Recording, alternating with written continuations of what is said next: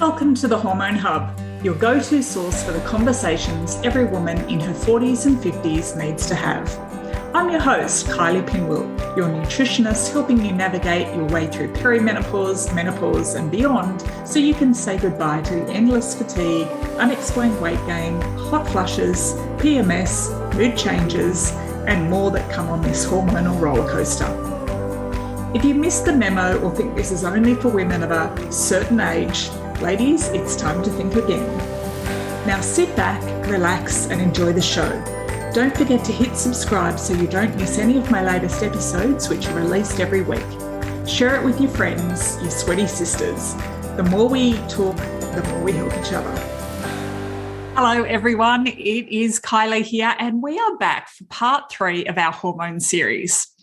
All right, so your body is undergoing the biggest change since puberty. Hello, hormones. And this can leave you feeling exhausted, waking up in the night, cranky, reaching for the sugar, the chocolate, the wine, the cheese, just to get you through a busy day. And how your body starts to burn fat or not has completely changed.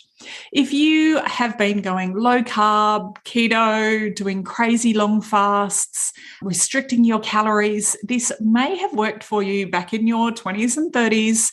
But now that you've hit your 40s, 50s and beyond, it is the fastest way to hit a plateau, to absolutely zap your energy, or even worse, like start gaining weight.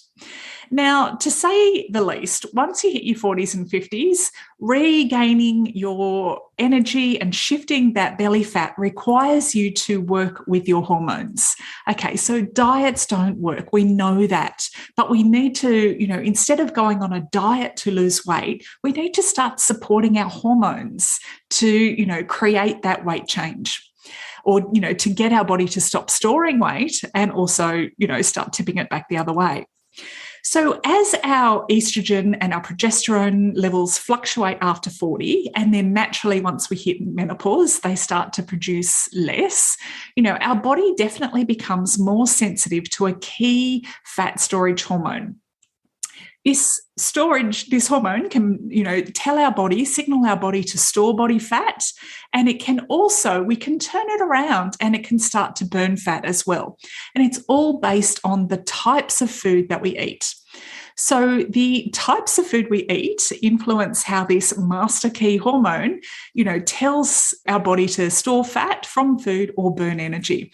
And it's when we sort of look at doing this consistently with the type of foods that we eat, the type of exercise we do, we can continue to signal more fat burning. So this means that we've got better energy. If we're burning fat, we're burning energy, we have more energy and, hit more weight loss. Also, the knock-on effect, better sleep, our thyroid works better, which is our metabolism, our stress hormones are down, so much. So all of these things that we've talked about. So we've talked about progesterone and estrogen. We talked about stress and thyroid. And today we are talking about insulin. All connected. Okay, so if you have sugar cravings, if you crave bread, cheese, meat, dairy, if you get shaky when you don't eat, if you feel irritable because you haven't eaten, if you feel tired, these are all signs, and I can tell you this is the biggest difference maker when it comes to weight loss for women in perimenopause and menopause. You must get your blood sugar under control. So women in menopause, if you don't get your blood sugar under control, you will continue to gain weight. So the earlier we start, this can totally be reversed. But, I want you to think about it. If you can't go longer than 3 hours without eating, and the minute you eat, you feel fine, we've got a problem, okay? And even if you're eating tiny amounts and you're restricting your calories, if you have high blood sugar or insulin resistance, you're going to continue to gain weight. It's this vicious cycle. So this, if we sort of think, so how it works, we eat, our body breaks down our food into, glucose. Our glucose is in our bloodstream. Our body releases insulin, and insulin brings those glucose levels down. Now, what happens over time, we've got that blood sugar, insulin resistance insulin brings it down. Over time, we get that resistance. So it kind of like our blood gets filled with glucose. Insulin is like, nah, can't be bothered. And it's not doing its job. So it's become resistant. And then, it leads us to type 2 diabetes where it's not releasing that insulin, at all. So that's just kind of like a little how it works. Now, type 1 diabetes is an entirely different thing. That's an autoimmune condition where our body just does not release insulin, or it doesn't make insulin at all. So we're talking 2 different things. Type 1 diabetes, autoimmune condition, cannot be reversed. Must be managed with, constant measuring and insulin injections. Type 2 diabetes, absolutely, there's so much we can do to prevent it, to support it if you're already on your way, and then also to manage it if you're already there. So don't give up, it's worth doing. This Hormone Hub episode is sponsored by our free Hormone Help Call. On the call, we'll give you some clarity around what's causing your symptoms and the 3 simple steps you can start using straight away. If you're ready to take the next step and find out how we can help you, we can talk about that too. So if you're constantly feeling tired, struggling with weight gain, PMS, mood swings, bloating, not sleeping at night, cravings, anxiety, all the things, we're ready to help. If you're ready to ditch those sugar cravings, regain your energy, and shift that stubborn weight, then let us help you balance your hormones, reset your metabolism, and get your confidence back so you can live the life you're meant to.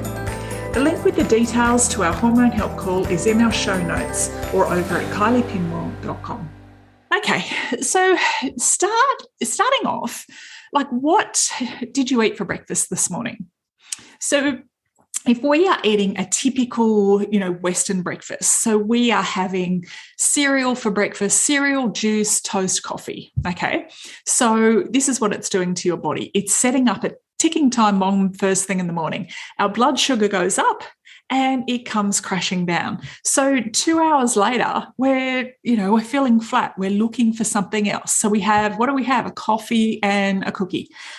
Blood sugar goes up and comes crashing down. We're going to be healthy. So for lunch, we're going to have a salad roll, up, down, 3:00 in the afternoon. Oh my God, chocolate, up, down, walk in the door, grab the glass of wine, grab the cheese, grab some crackers, cook some pasta for dinner. So we've had this up, down all day long.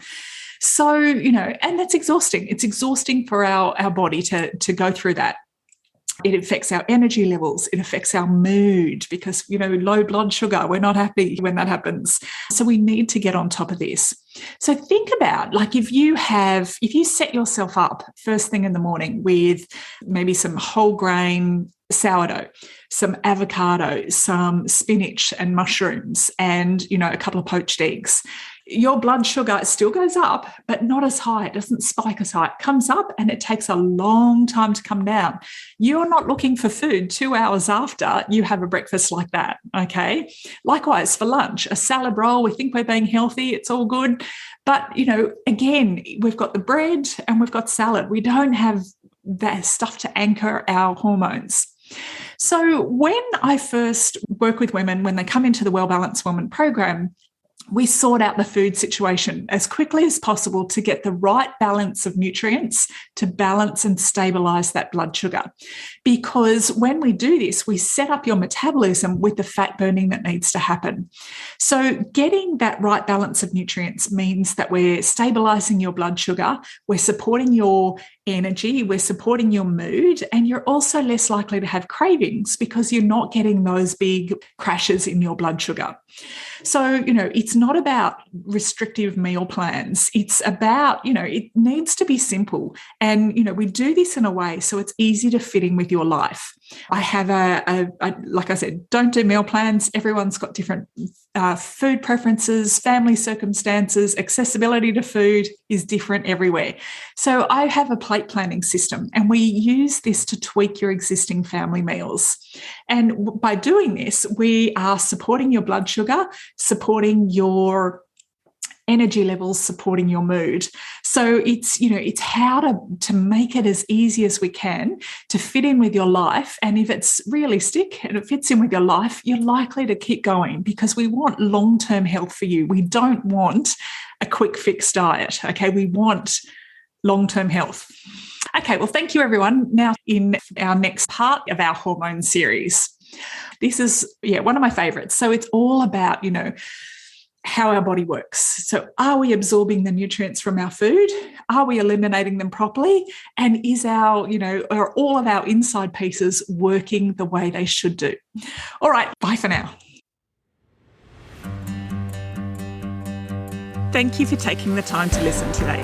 You can head on over to the show notes at kyliepinwell.com/podcast, where you'll find all the links, and I have a little bonus surprise waiting for you. Before we go, it would mean the world to me if you head on over to your favourite podcasts channel, subscribe and leave a review.